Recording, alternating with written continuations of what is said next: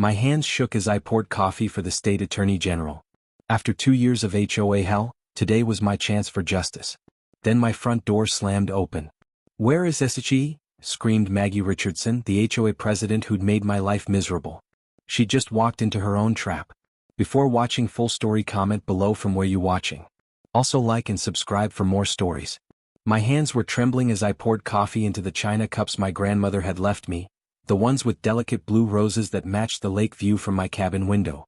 After months of sleepless nights and legal battles that had drained my savings, today was supposed to be my vindication. The state attorney general herself was sitting at my dining table, reviewing the mountain of evidence I'd compiled against the Lakeside Meadows HOA and their corrupt board president, Margaret "Call Me Maggie" Richardson. But my heart was still racing from the anger that had consumed me just an hour earlier when I'd found Maggie's latest violation notice taped to my door. A $500 fine for unauthorized dock modifications, on a dock that had been there since before the HOA even existed, built by my late grandfather's own hands in 1987. "Miss Chin," Attorney General Sarah Martinez said, her voice cutting through my spiraling thoughts, "I want you to know that your complaint has merit. The evidence you've provided suggests a pattern of selective enforcement and financial misconduct that we take very seriously." I set down the coffee pot with shaking hands, tears of relief threatening to spill over.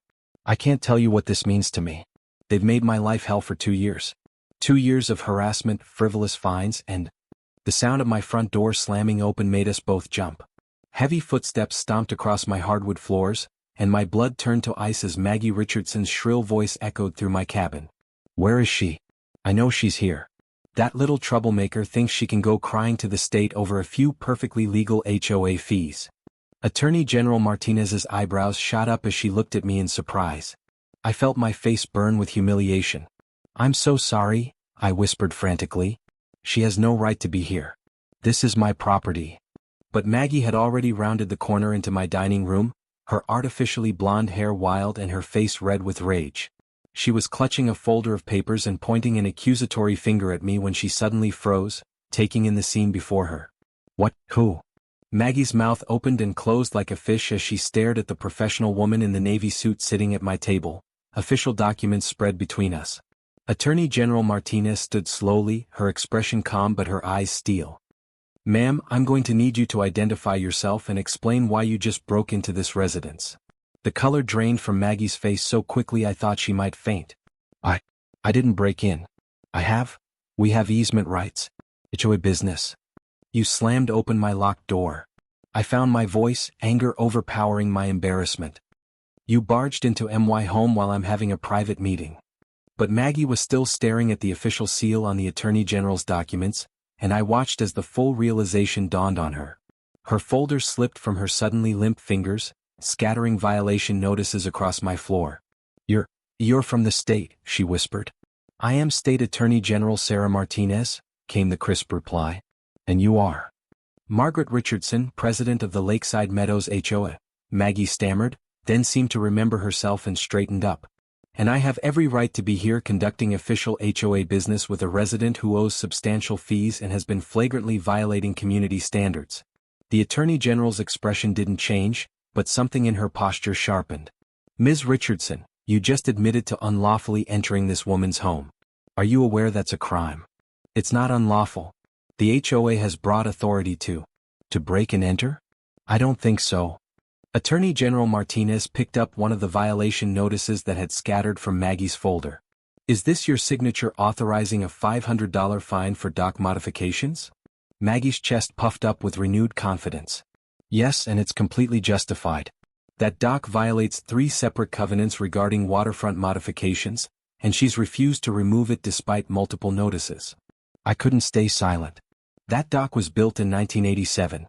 20 years before this HOA even existed. My grandfather built it with his own hands, and it was grandfathered in when you forced us all to join your association. Grandfathered provisions expired after the 2019 covenant amendments, Maggie shot back triumphantly. All residents received notice that non-compliant structures had to be brought up to current standards or removed. Attorney General Martinez set down the violation notice and fixed Maggie with a stare that could have frozen the lake outside. "Ms. Richardson, are you telling me that you retroactively applied new regulations to pre-existing structures?" "It's perfectly legal." The residents voted. Did they vote on that specific provision, or did you bury it in a larger amendment package? The Attorney General's voice was dangerously quiet. Maggie's pause lasted just a beat too long. The vote was conducted according to proper procedures. I have the voting records, I interjected, my confidence growing as I watched Maggie squirm. 60% of residents didn't even respond because the amendment was presented as minor clarifications to landscaping requirements. The grandfathering clause was hidden on page 47 of a 52-page document. Attorney General Martinez made a note. Ms. Richardson, how many properties have been affected by this retroactive enforcement? I don't have those numbers with me, Maggie hedged. I do, I said, pulling out my own folder. 17 properties. All owned by residents who've been critical of the board or who've questioned the HOA's finances. Properties owned by board members and their friends? 0 violations. Maggie's face was turning red again. That's a coincidence. Board members are naturally more conscientious about. Your own dock extends 30 feet further into the lake than mine, I interrupted, my voice rising. Your pool house violates the setback requirements by 8 feet. Your son's basketball hoop has been in the front yard for 3 years, which violates the recreational equipment covenant. Those are different situations entirely. How? Attorney General Martinez asked softly. Maggie opened and closed her mouth several times before sputtering. This is harassment. I'm being ambushed. This meeting was clearly designed to trick me. Ma'am, you weren't invited to this meeting. You broke into Ms. Chen's home. The Attorney General's tone remained level, professional. I'm here investigating Ms. Chen's complaint about selective enforcement and financial misconduct within your HOA. At the word misconduct, Maggie's face went white again. There's no misconduct. Our books are clean. We follow all proper procedures. When was your last independent audit? Another pause. We conduct internal reviews annually. That's not what I asked. I felt a surge of vindication. They've never had an independent audit.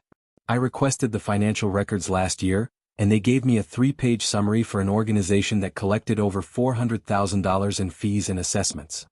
Those records are confidential board business. Actually, they're not, Attorney General Martinez said. HOA financial records are required to be available for inspection by homeowners under state law. When did you last make detailed financial records available for review? Maggie was backed into a corner and knew it.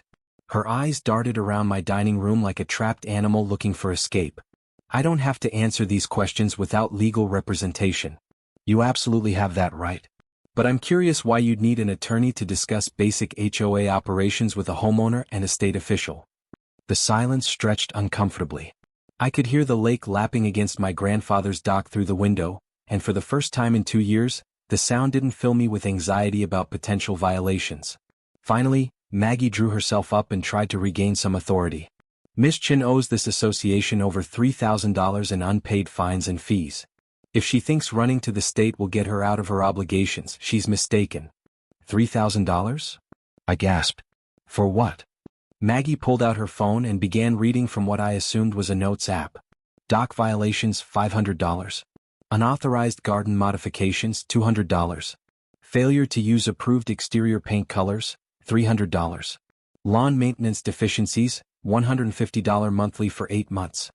Parking violations, $100. Failure to respond to violation notices, $50 per notice, totaling $400. Landscaping covenant violations.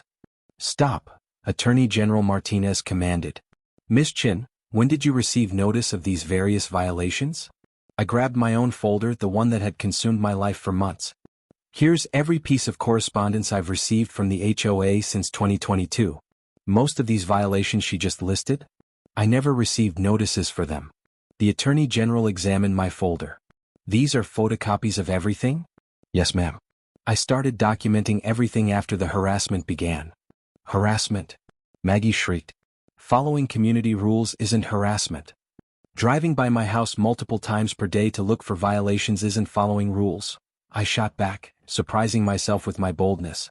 Having your husband take photos of my property from a boat isn't following rules.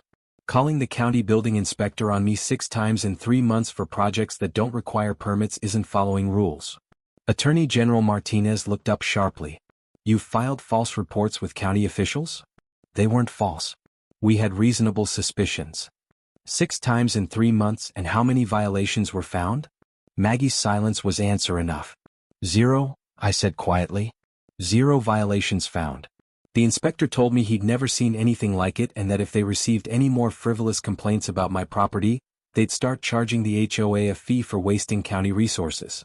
The Attorney General made another note. Ms. Richardson, this paints a picture of targeted harassment rather than legitimate code enforcement. I resent that implication.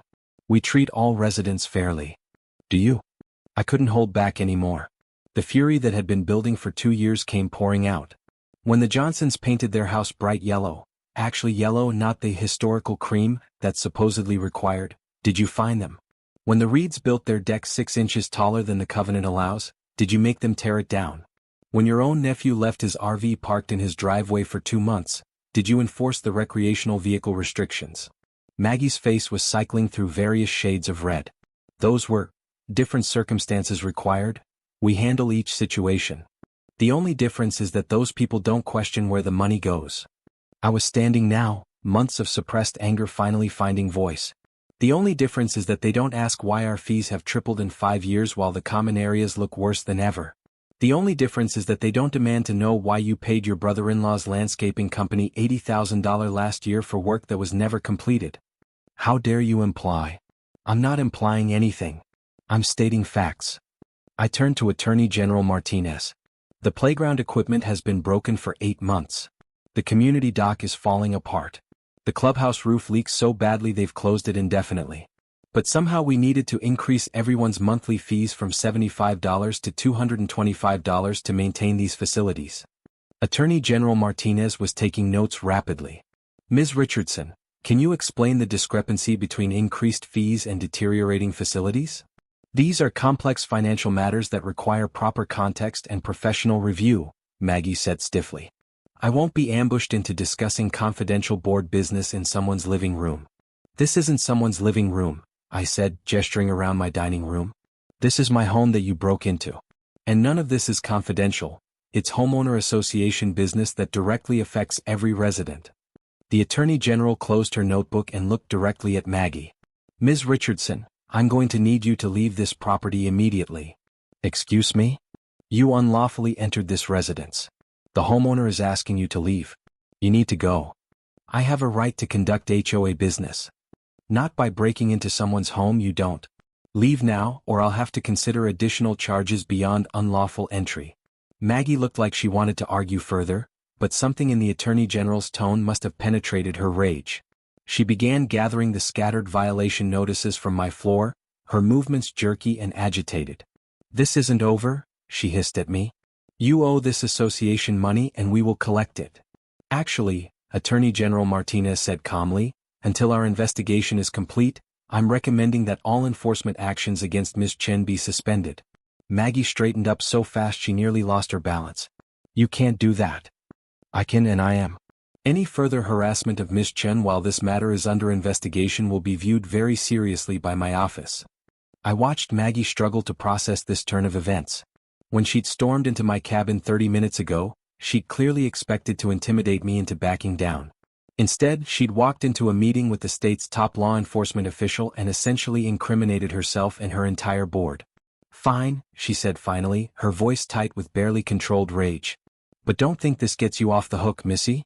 The HOA has lawyers too. I'm sure they do, Attorney General Martinez replied mildly. Please make sure they're familiar with state laws regarding homeowner association governance and financial transparency. After Maggie slammed out of my cabin, through the front door she'd broken entering, the silence felt overwhelming. I sank back into my chair, suddenly exhausted. I'm so sorry about that, I said quietly. I never imagined she would just burst in here like that. Attorney General Martinez was smiling slightly. Actually, that was the best thing that could have happened. I've been investigating HOA complaints for years, and usually we have to rely on documentation and testimony. It's rare that the subject of an investigation walks into the room and demonstrates the exact behavior we're concerned about. So this helps my case? Ms. Chen, what just happened here supports everything you've alleged. Selective enforcement, financial irregularities, harassment tactics, and now unlawful entry and intimidation. Plus, she essentially admitted to filing false reports with county officials. I felt tears starting again, but this time they were tears of relief. I just want to live peacefully in my grandmother's cabin. This place means everything to me. She left it to me because she knew I'd take care of it and love it the way she did. Tell me about your grandmother. I walked to the window that looked out over the lake, where my grandfather's dock stretched into the calm water. She bought this place in 1962, right after she married my grandfather. It was just a tiny fishing cabin then, but they expanded it over the years. Every summer my cousins and I would spend weeks here. Grandma taught us to fish from that dock, to identify birds, to respect the lake and the land around it. I turned back to Attorney General Martinez. When she got sick, she made me promise I'd never sell this place to developers. She said too many lakes were being ruined by people who only saw dollar signs instead of the beauty and peace that drew families here for generations. And the HOA wants you to tear down the dock? They want me to rebuild it to current specifications, which would cost about $15,000 I don't have. The new specs require composite materials and professional installation. My grandfather's cedar and pine dock apparently doesn't meet their aesthetic standards, even though it's in perfect condition and actually looks better than most of the newer docks. Attorney General Martinez made more notes. What happened when the HOA was first established? Were existing structures grandfathered in? Yes, explicitly. I have the original documents. Every pre-existing structure was protected as long as it was maintained in good condition. But then Maggie got elected to the board 3 years ago, and everything changed. How so? I sat back down, feeling the weight of 2 years of stress settling over me. At first it was just little things. New rules about what color mailboxes we could have, restrictions on garden plants that attracted too many bees, requirements that outdoor furniture match certain style guidelines. People grumbled, but most went along with it. But you didn't? I spoke up at meetings when the rules seemed excessive or when the costs kept increasing without explanation. I asked questions about the budget, about why we needed a property management company that cost us $50,000 a year when we only have 84 homes. I questioned why we needed professional landscaping for common areas that are basically just mowed grass and a few flower beds. And that's when the targeting began? Almost immediately. Suddenly my property was being inspected constantly. Violations for things like having the wrong shade of white paint on my shutters, paint that had been there for 5 years without complaint. Fines for my vegetable garden being too prominent from the street, even though it's in my backyard and barely visible. I pulled out a photo from my folder.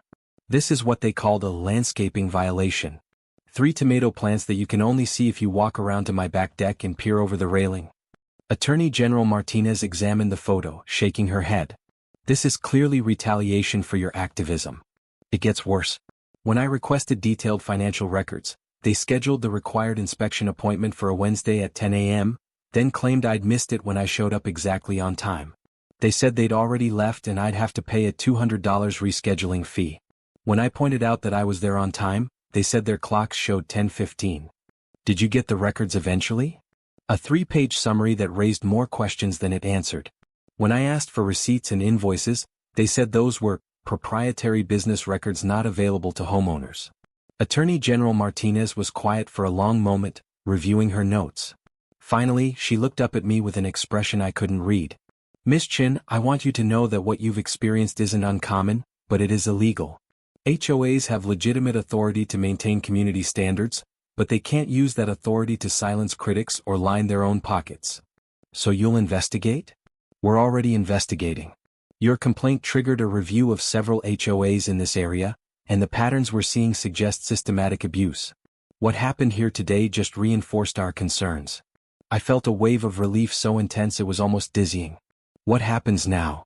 First, as I mentioned, all enforcement actions against you are suspended pending our investigation. Second, we'll be auditing the HOA's finances and governance practices. Third, Ms. Richardson and the board will need to provide detailed records and testimony about their operations. And if they refuse? They can't refuse. We have subpoena power, and misuse of HOA authority is a criminal matter in this state. I looked out at my grandfather's dock again, imagining him and my grandmother sitting there in the evenings, watching the sunset paint the lake in shades of gold and pink. For 2 years, I'd barely been able to enjoy that view without anxiety about what new violation notice might be waiting for me. Thank you, I said quietly.